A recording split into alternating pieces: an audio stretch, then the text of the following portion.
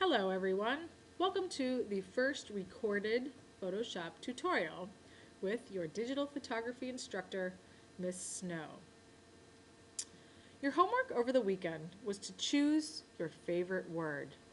I asked you to think of a word that you like, and hopefully that word evokes a powerful image in your mind.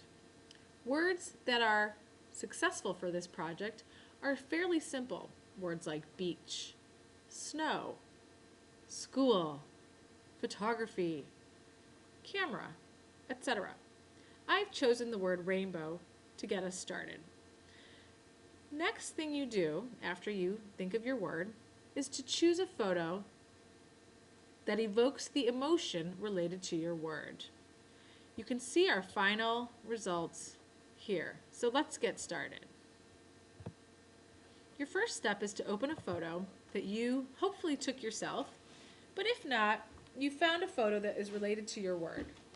I selected this photo that I took a couple years ago on my way home from San Luis Obispo. Open up your photo in Photoshop. The first step is to make a duplicate layer of your photo. So select Layer, Duplicate Layer, and you can leave it called Background Copy. Press OK.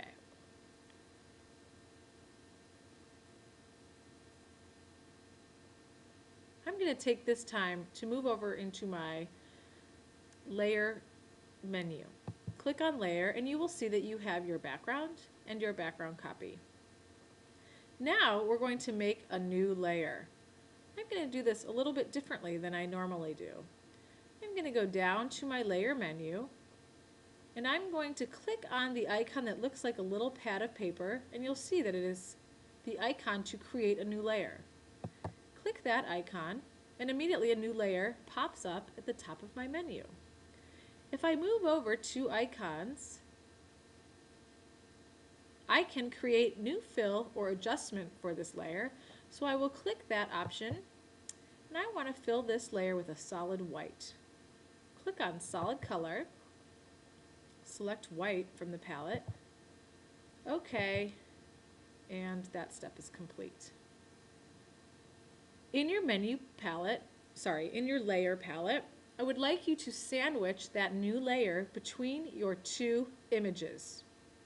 You do that by selecting the white layer and dragging it on top of the background copy.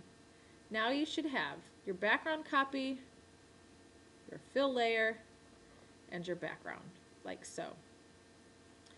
While you're there, click on the very top image, your background copy. Using your text tool, write your word on that image. I'm going to write the word rainbow.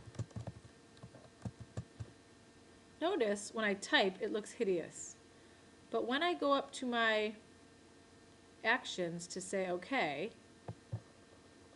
it changes to the text I like. Using your arrow tool, move your text to your desired location. You may feel like you're not happy with the size of your text, and this is when you can take the time to edit your text any which way you please. To do that, click on Edit, Transform, and then you can, without holding down Shift, stretch your text, make it bigger. You can do whatever you'd like. The idea is to create letters that are big enough so that you can actually see an image within the letters. We do not need to hold down Shift because we're dealing with text, and it doesn't matter if we stretch text because we won't be able to tell like we would if it were somebody's face or body. When you get your text the way you like it, commit your edits by checking the check mark at the top of your page. Next, drag your arrow back to that text layer and drag that layer down on top of your background copy. Your text should disappear. After your text disappears, click again on the background copy. Once you've selected the background copy, select your layer menu and create a clipping mask. Here's where it gets exciting. Voila! You have now placed your image within your text. This is a great time to save your image as a Photoshop file in order to preserve your layers. I'm going to call mine Rainbow Word Sample. I'm going to keep it in a Photoshop file to preserve my layers in case I want to edit later. Press save, press OK, and you're done. Now, let's say that I was not happy with the placement of my rainbow behind my text. I can edit that by clicking on my picture and simply moving the photo wherever I prefer. If I wanted some ground in there, I could move the picture so you see ground and a little bit of rainbow. But I don't want that. I want full rainbow as much as I can. So I'm happy with it right there. I will, however, crop my word so that I'm left with just the word and a little bit of extra space around it. And there I have my final image.